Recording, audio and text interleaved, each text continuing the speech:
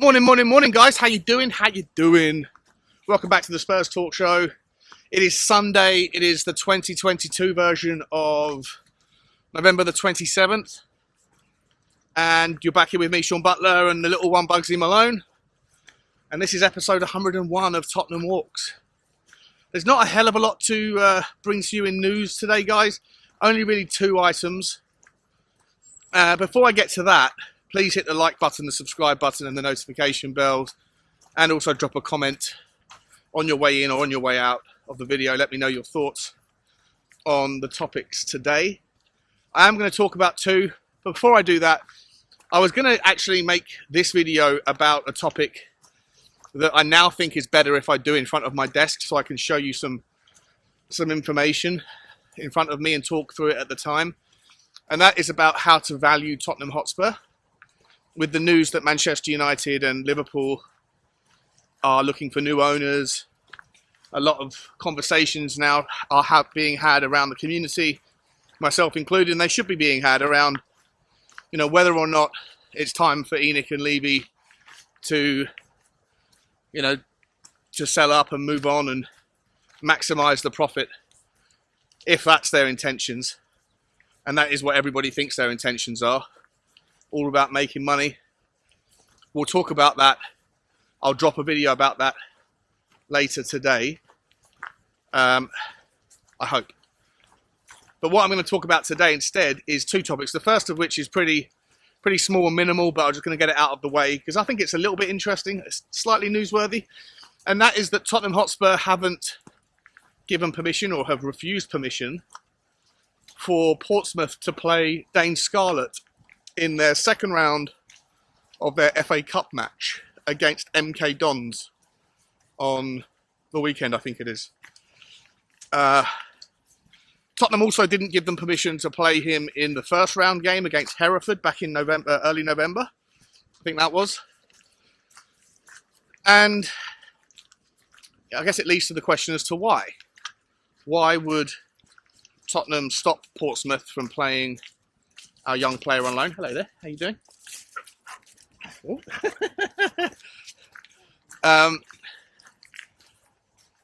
He's played really well for Portsmouth this year. He's been a very impactful and impressive figure for Pompey down at Fratton Park. And listen, Portsmouth obviously going to miss him for those games. Why would Tottenham refuse permission for him to play in the FA Cup? Well, the only logical reason is that they don't want to cup tie him should Tottenham wish to re-sign him or cancel the loan in January. Now, I don't know if I'm putting two and two together here and getting five up. I'm not even going to suggest it, but I'm just going to put it out there as a discussion point. Let me know what your thoughts are or if I'm missing something on this one. But it seems strange to me that Tottenham would stop Portsmouth playing him on the off chance that Tottenham need him. But would Tottenham cancel the loan?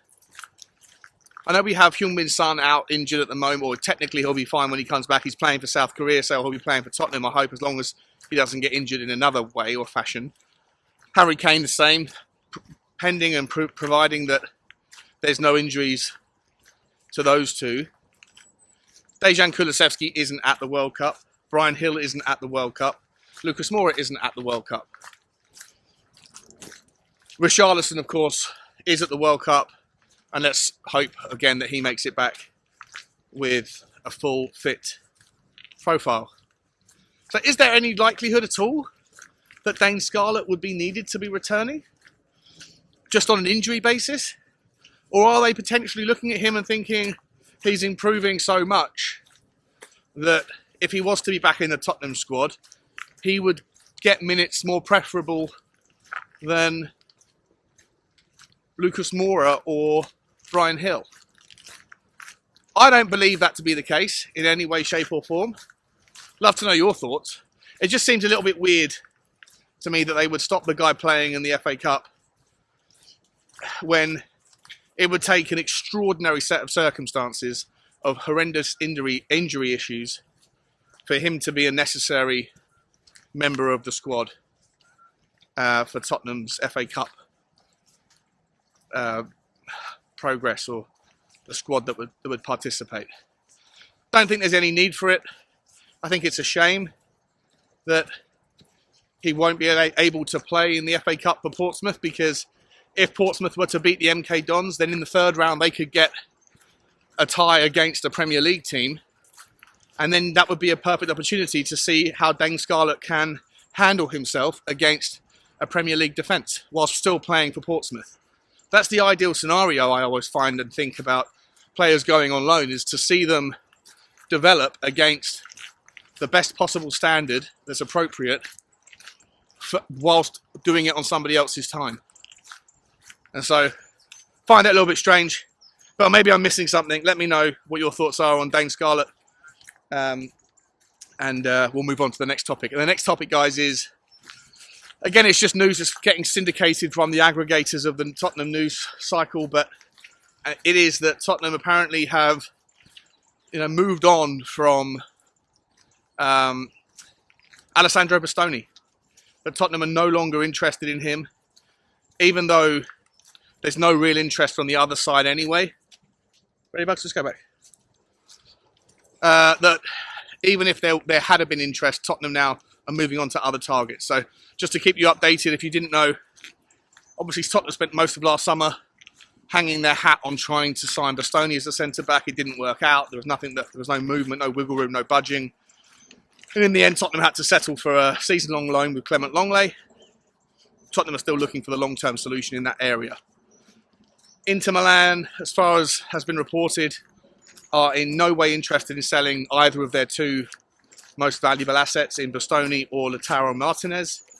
Bastoni himself doesn't want to leave Inter. In fact, in the news articles today, it said that he is looking to sign a new contract with Inter and would actually take less money to stay at Inter, around €4 million a year, which is 66 grand a week in pounds. €4 million, £66 a week apparently.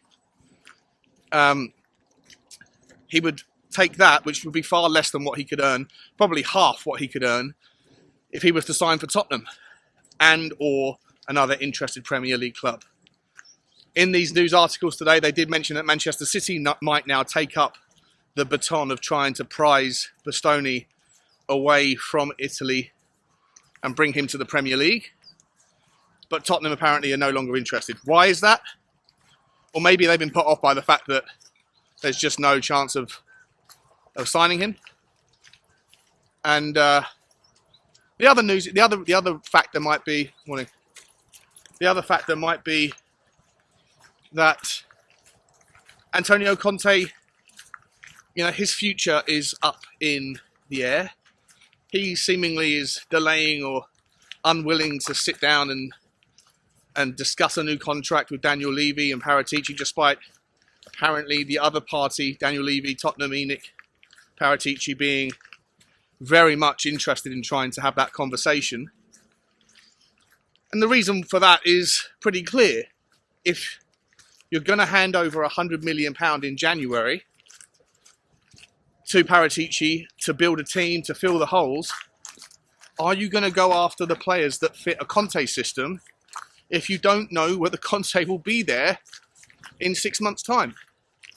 He plays a very specific system, and as far as the defence goes, I've said this 1,000 times on the channel, the defence and the wing-back roles have very specific responsibilities that are incredibly different to those of teams or managers that play with a back four.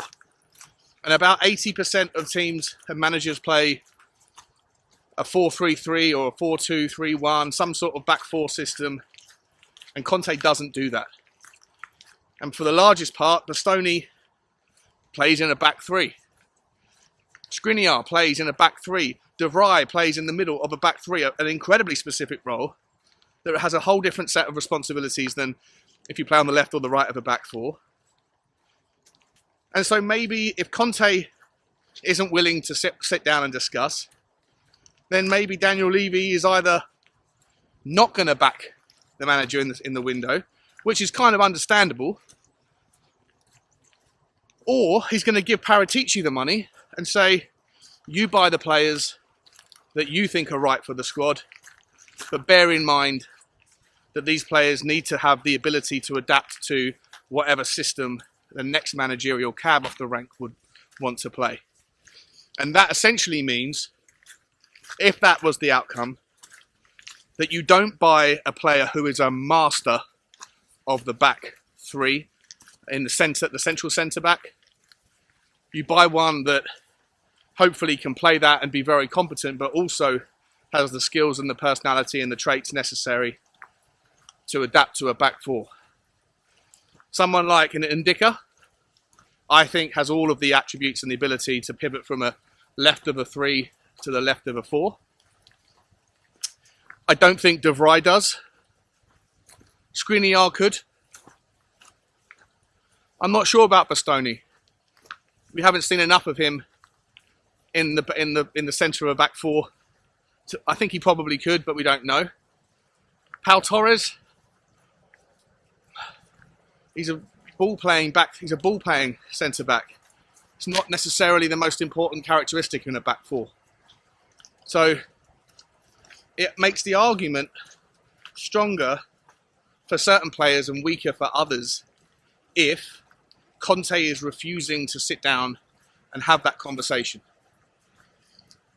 And to me, I worry about that massively, because it doesn't just affect the back four, it affects the wing backs.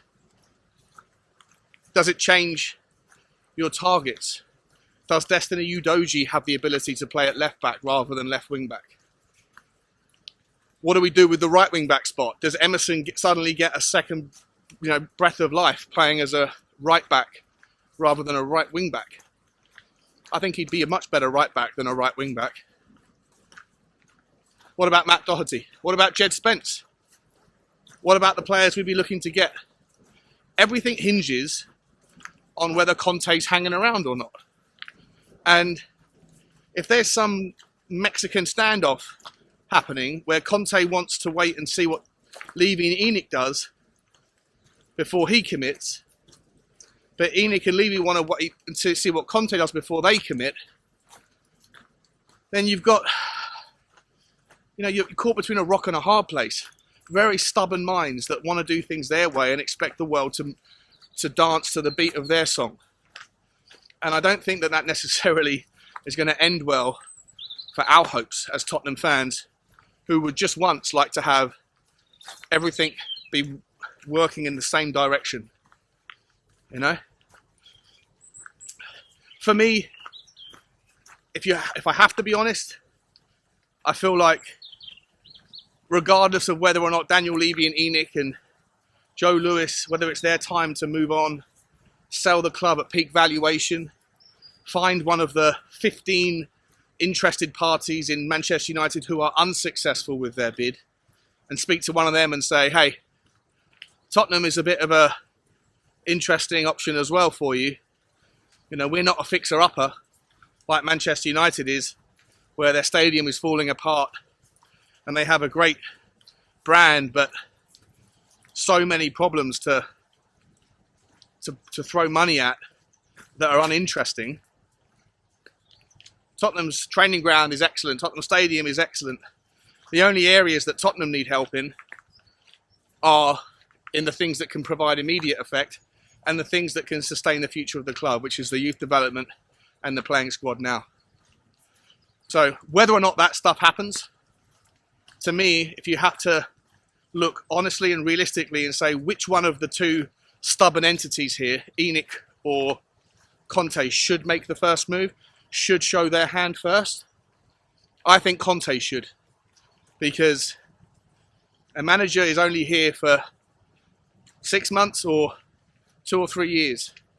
But the players that you sign are generally going to be signed on 4 or 5 year deals. And so I feel like we need to know what Conte's intentions are before we spend money on specific players for his system. Because the worst thing in the world would be to go and drop a hell of a lot of money on players and sign them on 4 or 5 year deals who play specific right wing back systems or central centre back systems of a back three, and then It takes them 3 months to start to settle in to the Premier League and the pace of the game and Tottenham's, system and Conte's methods. And then we get to the end of the season and Conte says, "Now I'm going to go back to Italy. See you later." Square pegs for round holes all over again. And the rebuild continues, especially if the next manager who comes in doesn't play pragmatic football and doesn't play a back three. And that's the likelihood. Let me know your thoughts, guys. Who should move first? Are you disappointed if it's true that Bastoni is no longer a target? Would you rather go and see us go after, slightly rawer talent that will make more mistakes initially but have possible long-term benefits that outweigh the risks in players like Indikar? Would you like to see something like that? What are your thoughts on Dane Scarlett? Guys, I'm going to leave it there. Like, share and subscribe. And as always, bye-bye.